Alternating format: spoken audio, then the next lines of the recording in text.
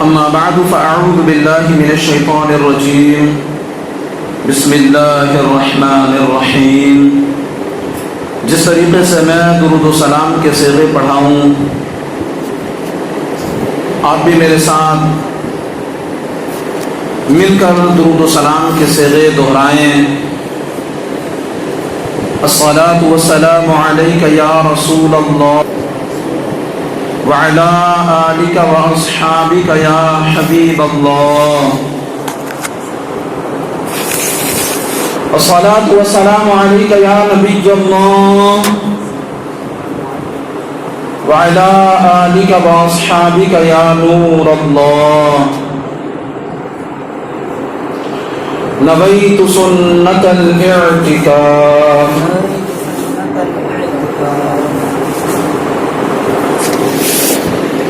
آئیے بارگاہ رسالت مآب صلی اللہ علیہ وسلم میں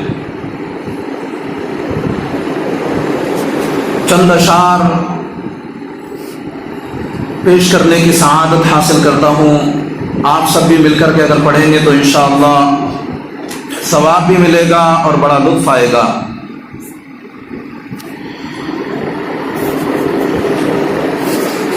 ایک میں ہی نہیں ان پر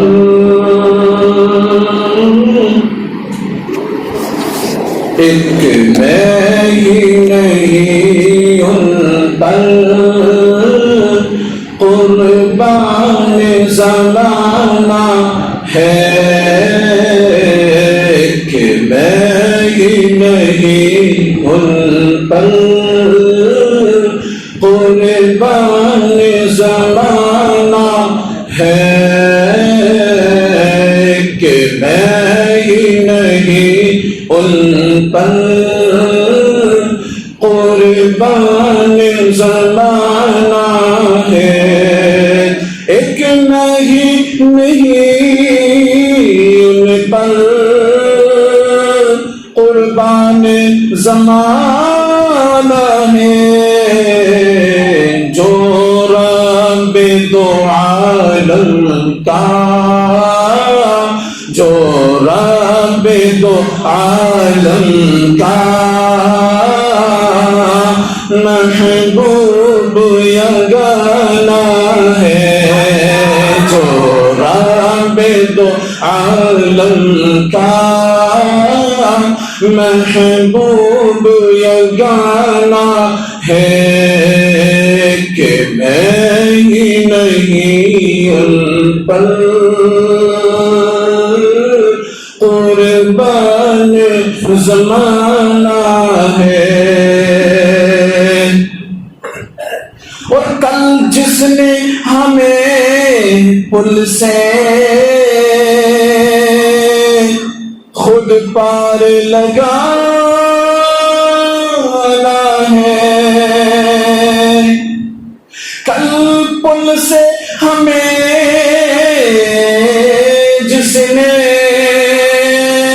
خود پار لگانا ہے، زہرا کا وہ بابا ہے، زہرا کا وہ بابا ہے، حسنین کا نانا ہے، زہرا کا وہ بابا ہے، حسنین کا نانا ہے۔ کہ میں ہی نہیں ان پر قربان عزت سے نہ مر جائے،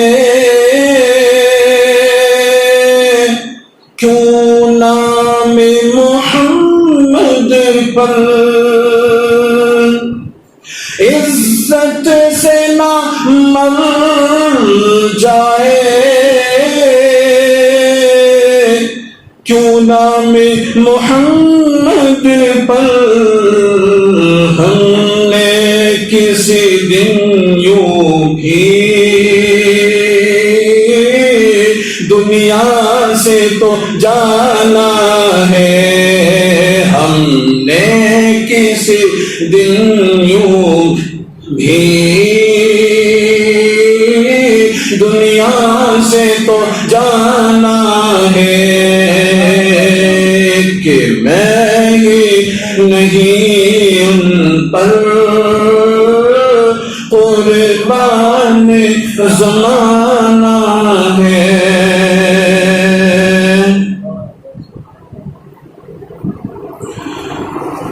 اور قربان اس آقا پر کل حشر کے دن جس نے، قربان اس آقا پر کل جس نے، کل حشر کے دن جس نے اس امت عاصی کو کملی میں چھپانا ہے کل، ہاں اس امت عاصی کو کملی میں چھپانا ہے کہ میں ہی نہیں ان پر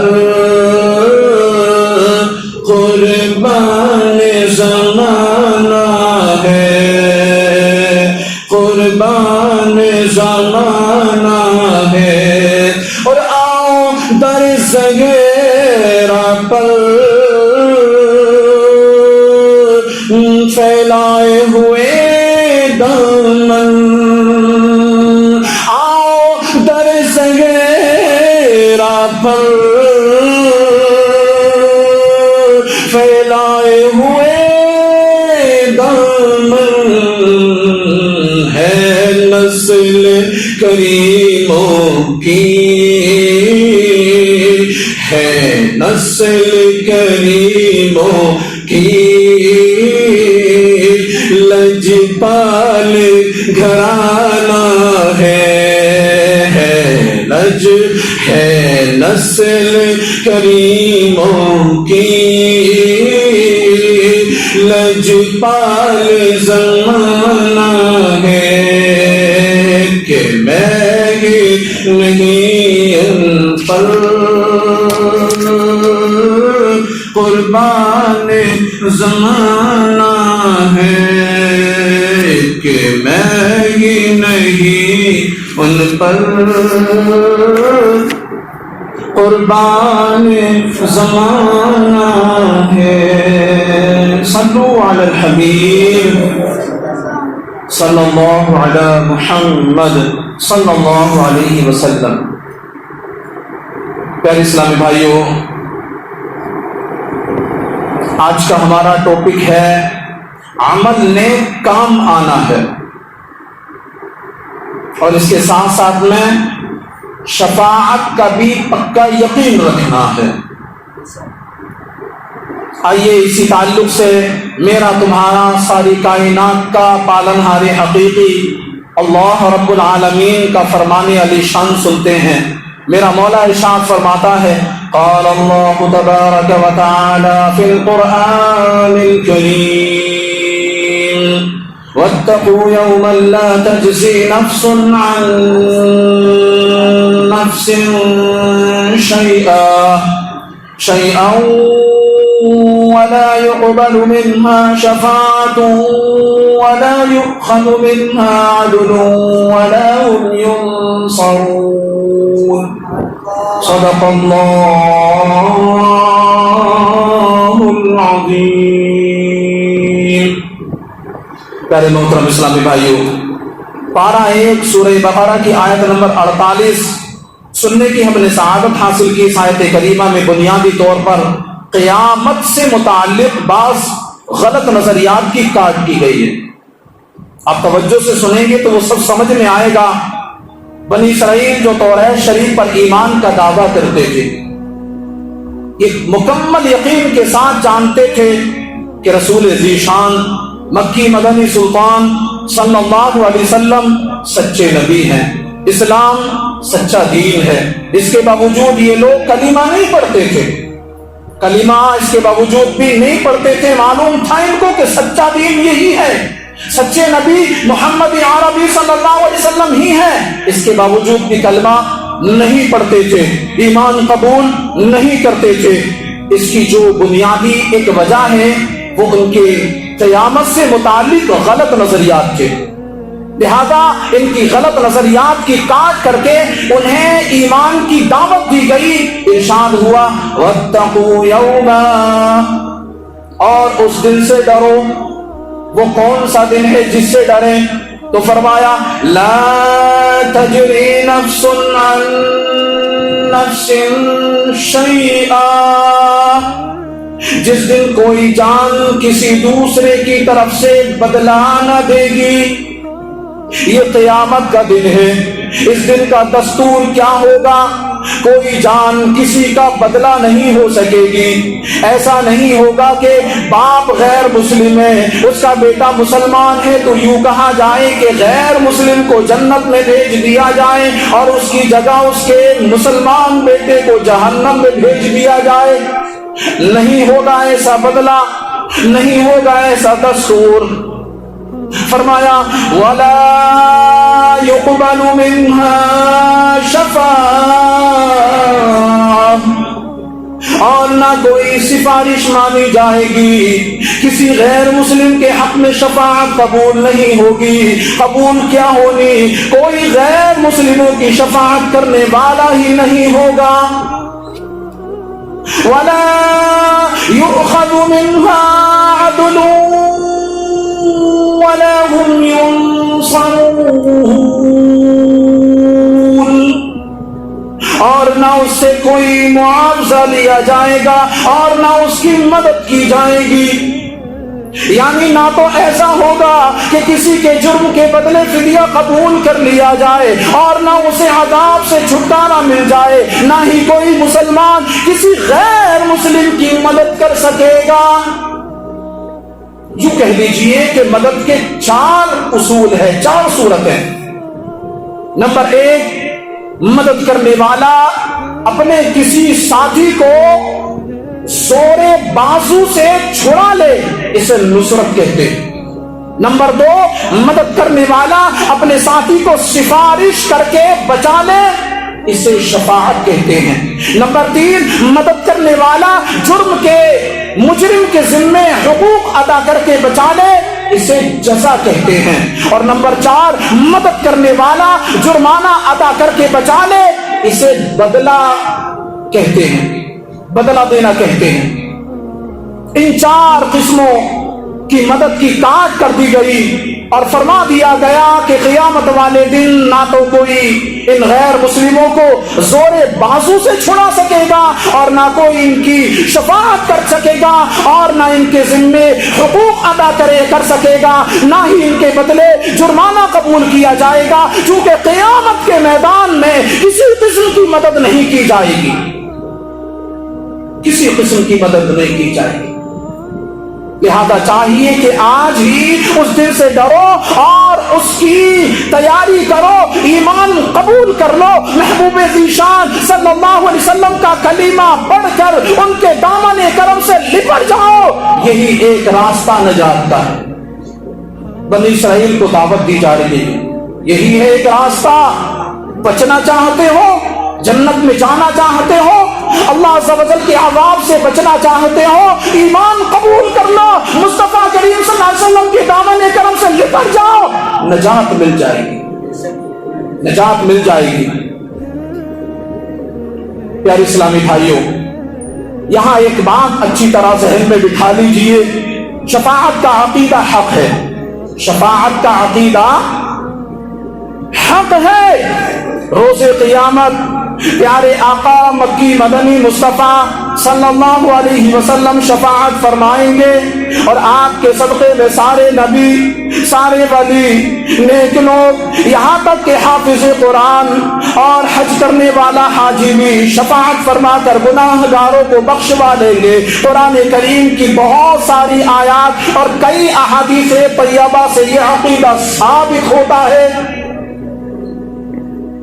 حضرت حرب بن سریج رحمت اللہ تعالی علیہ فرماتے ہیں کہ مرتبہ میں امام زین العابدین رحمت اللہ علیہ کے شہزادے امام محمد رحمت اللہ علیہ کی خدمت میں حاضر ہوا اور عرض کیا، اے پیارے امام، عراق والے لوگ کہتے ہیں روز قیامت پیارے آقا صلی اللہ علیہ وسلم شفاعت فرمائیں گے، کیا یہ شفاعت حق ہے؟ اللہ اکبر۔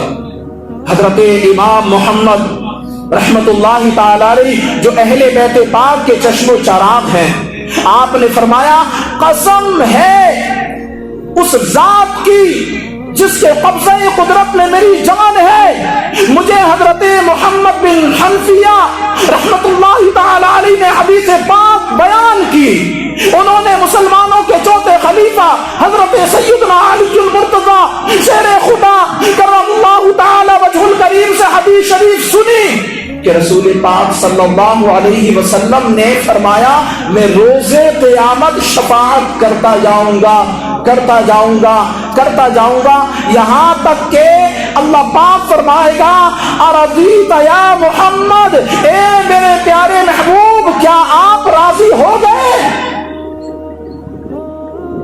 یہاں تک میں شفاعت کروں گا کہ اللہ پاک فرمائے گا کیا آپ راضی ہو گئے پیارے حبیب؟ اللہ اکبر۔ تو پیارے آقا صلی اللہ علیہ وسلم ارشاد فرماتے ہیں کہ میں عرض کروں گا ربی ارضیت، اے میرے پاک رب میں راضی ہوں۔ سبحان اللہ، محبت کے ساتھ بولے نا سبحان اللہ۔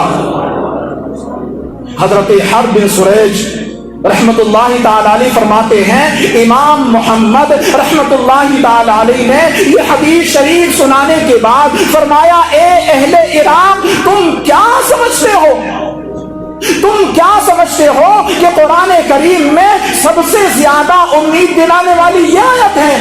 پھر آپ نے یہ آیت کریمہ تلاوت فرمائی، لا تقنطوا من رحمت اللہ،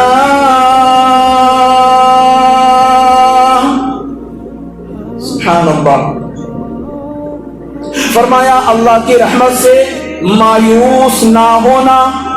میں نے عرض کیا جی ہاں، ہمارے خیال میں تو یہی آیت زیادہ امید دلانے والی ہے، اس میں اللہ پاک نے سب گناہ گاروں کو فرما دیا ہے کہ اللہ پاک کی رحمت سے مایوس نہ ہو جاؤ، بے شک اللہ پاک سب گناہ بخش دیتا ہے۔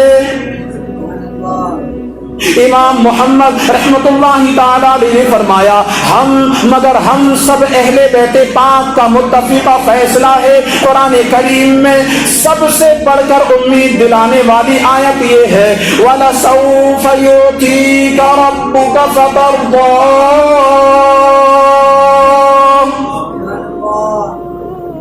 فرمایا بے شک قریب ہے کہ تمہارا رب تمہیں اتنا دے گا، اتنا دے گا کہ تم راضی ہو جاؤ گے۔ مسلمانوں کے چوتھے خلیفہ حضرت سیدنا علی المرتضی رضی اللہ تعالیٰ عنہ فرماتے ہیں کہ جب یہ آیت کریمہ اتری تو پیارے نبی، اچھے نبی، سچے نبی صلی اللہ علیہ وسلم نے فرمایا، اذا لأرضى وواحد من امتی فی النار، یعنی جب یہ وعدہ ہے کہ رب کریم مجھے راضی فرمائے گا، مجھے راضی فرمائے گا، تو اللہ پاک کی قسم پھر تو جس وقت تک میرا ایک امتی بھی جہنم میں ہوا میں نے راضی ہونا ہی نہیں ہے۔ اللہ اکبر، کیسی محبت فرماتے ہیں نا پیارے آقا اپنی امت سے، یہ محبت ہی کا تو ثبوت ہے۔ آپ فرماتے ہیں کہ جب تک ایک امتی بھی میرا رہ گیا تب تک مجھے راضی ہونا ہی نہیں۔ 12-15 سورہ بنی اسرائیل آیت نمبر 79 میں ارشاد ہوتا ہے، عَسَىٰ أَن يَبْعَثَكَ رَبُّكَ مَقَامًا مَحْمُودًا، قریب ہے کہ آپ کا رب آپ کو ایسے مقام پر فائز فرمائے گا کہ جہاں سب تمہاری حمد کریں گے۔ حدیث پاک میں ہے رسول ذیشان مکی مدنی سلطان صلی اللہ علیہ وسلم سے پوچھا گیا یا رسول اللہ صلی اللہ علیہ وسلم مقام محمود کیا ہے؟ فرمایا ہوا الشفاعہ، وہ شفاعت کی جگہ ہے۔ اور ایک دوسری حدیث پاک میں ہے شفاعت فرمانے والے آقا مدنی مصطفیٰ صلی اللہ علیہ وسلم نے فرمایا شفاعتی یوم القیامت حق، حق بات یہ ہے کہ میں روز قیامت شفاعت فرماؤں گا۔ فمن لم یؤمن بها لم یکن من اہلها، جو اس پر ایمان نہ لائے گا اس کے قابل نہ ہوگا۔ یعنی جو اس حدیث پاک میرے آقا کے فرمان کا قائل نہیں ہوگا، یقین نہیں رکھے گا، اس کو شفاعت ملے گی نہیں۔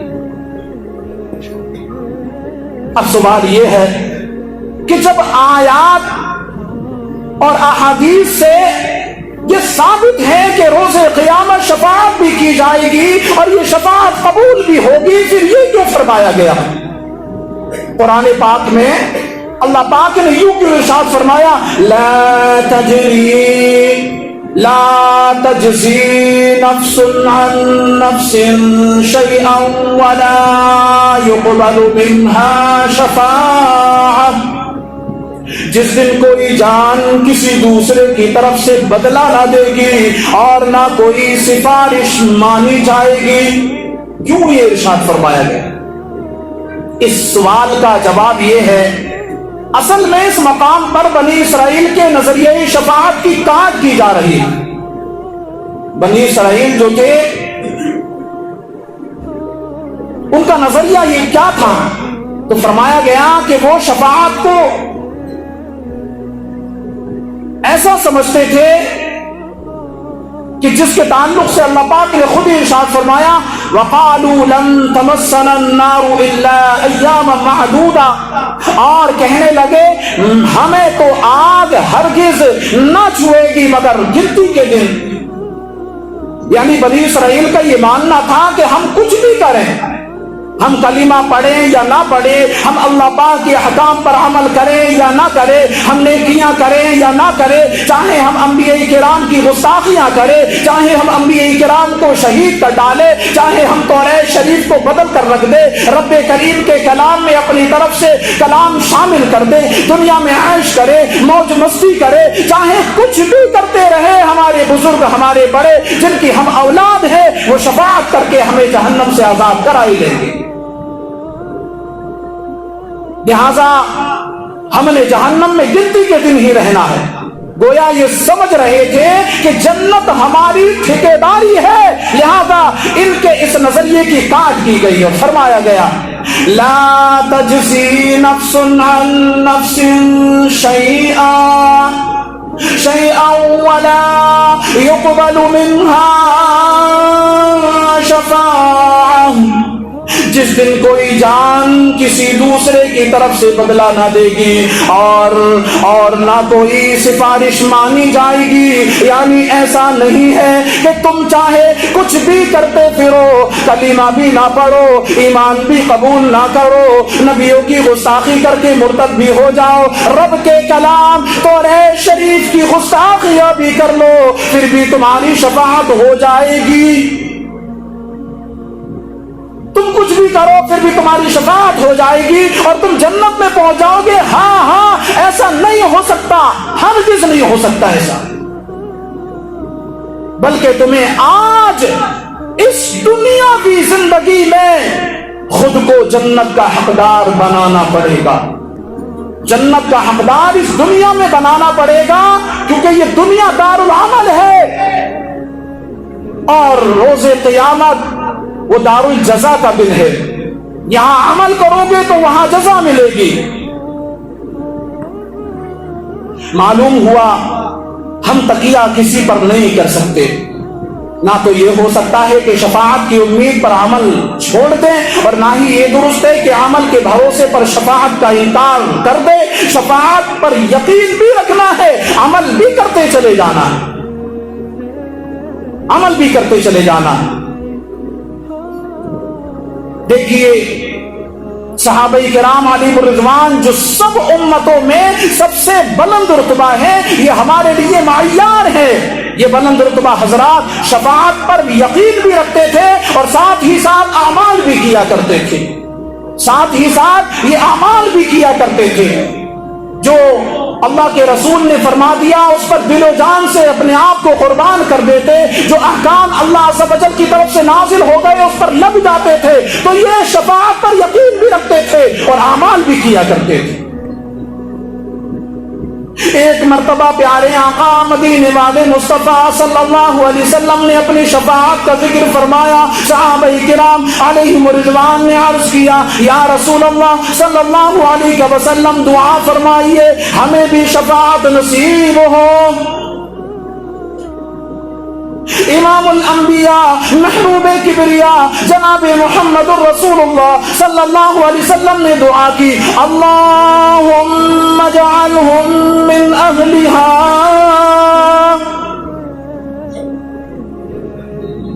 اے مالک کریم انہیں شفاعت کا حقدار بنا دے۔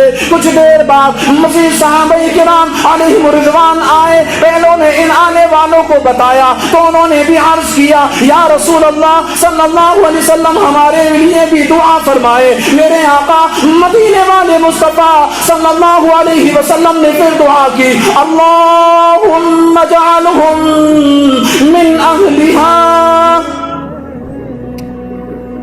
اے مالک کریم انہیں بھی شفاعت کا حقدار بنا دے۔ پھر فرمایا، میں تمہیں گواہ بنا کر کہتا ہوں جو بھی شرک اور کفر سے پاک رہ کر دنیا سے جائے گا میں شفاعت ان سب کے لیے کروں گا۔ اس دنیا کے اندر ہمیں گناہوں سے تو بچنا چاہیے۔ مصطفیٰ کریم صلی اللہ علیہ وسلم اپنی امت سے کس انتہا تک محبت فرماتے ہیں؟ آپ فرماتے ہیں کہ جب تک میرا ایک امتی بھی جہنم میں رہ گیا نہیں بخشا گیا تب تک مجھے راضی ہونا ہی نہیں ہے۔ یہ پیارے آقا صلی اللہ علیہ وسلم کی انتہا کو پہنچنے والی محبت ہے، لیکن ہم خالی نعروں میں رہ گئے ہیں کہ خالی محبت کے نعرے لگاتے ہیں، خالی محبت کے گیت گاتے ہیں، لیکن نام کی کوئی چیز ہے ہی نہیں محبت کو ثابت کرنے والی۔ عمل تو ہمارا کدھر گیا پتہ ہی نہیں۔ میرے سرکار مدینے کے تاجدار صلی اللہ علیہ وسلم نے ارشاد فرمایا، قرۃ عینی بالصلاۃ، نماز میری آنکھوں کی ٹھنڈک ہے۔ ہم فجر میں اپنے بستروں پر پڑے رہتے ہیں، آرام کی نیند سوتے ہیں۔ میرے سرکار نے فرمایا، قرۃ عینی بالصلاۃ، نماز میری آنکھوں کی ٹھنڈک ہے، اور ہم سرکار کی آنکھوں کو تکلیف پہنچا رہے ہوتے ہیں نماز نہ پڑھ کر۔ یہ ہماری محبت ہے۔ اور جو سرکار صلی اللہ علیہ وسلم سے محبت کرتے ہیں، آپ کی محبت کا دعویٰ کرتے ہیں، تو وہ کثرت کے ساتھ درود و سلام پڑھتے ہیں۔ ہم کہاں پڑھتے ہیں درود و سلام؟ سنڈے کے دن، اتوار کے دن مغرب کی نماز کے بعد یہاں درود پاک کی محفل ہوتی ہے، بار بار اعلان کیا جاتا ہے، ترغیبیں دلائی جاتی ہیں، لیکن ایک بڑی تعداد ہے جو یہاں مسجد سے نکل کر باہر بتیاتی ہے، باہر گپے شپے مارتی ہے، لیکن درود پاک کی محفل میں نہیں بیٹھتی۔ کیسا دعویٰ ہے ہمارا محبت کا؟ ہم سرکار سے کیسی محبت کرتے ہیں کہ درود و سلام پڑھنے کے لیے تیار نہیں ہم؟ اور ایک عاشق کا یہ رویہ ہونا چاہیے، یہ عمل ہونا چاہیے کہ وہ روزانہ کثرت سے درود پاک پڑھے۔ حدیث پاک میں بھی بتایا گیا نا، اللہ کے رسول فرماتے ہیں کہ جو کثرت کے ساتھ درود و سلام دنیا میں رہ کر پڑھتے ہیں، قیامت کے روز میرا وہ قرب پائیں گے۔ میرے پیارے اسلامی بھائیوں، اب اندازہ لگائیں کہ جس کو قیامت کے دن قرب مصطفیٰ نصیب ہو گیا اس کے تو وارے نیارے ہو جائیں گے، اس کا تو بیڑا پار ہو جائے گا۔ تو ہمیں چاہیے کہ آج ہم اس دنیا میں عمل کر لیں، کل انشاءاللہ اس کی اچھی جزا ملے گی۔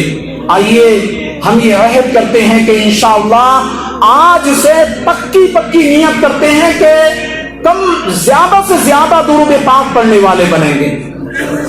اب یوں نیت بھی کر سکتے ہیں کہ آج سے ہم تا زندگی، یعنی جب تک سانسیں چل رہی ہیں تب تک 313 مرتبہ درود پاک پڑھتے رہیں گے انشاءاللہ۔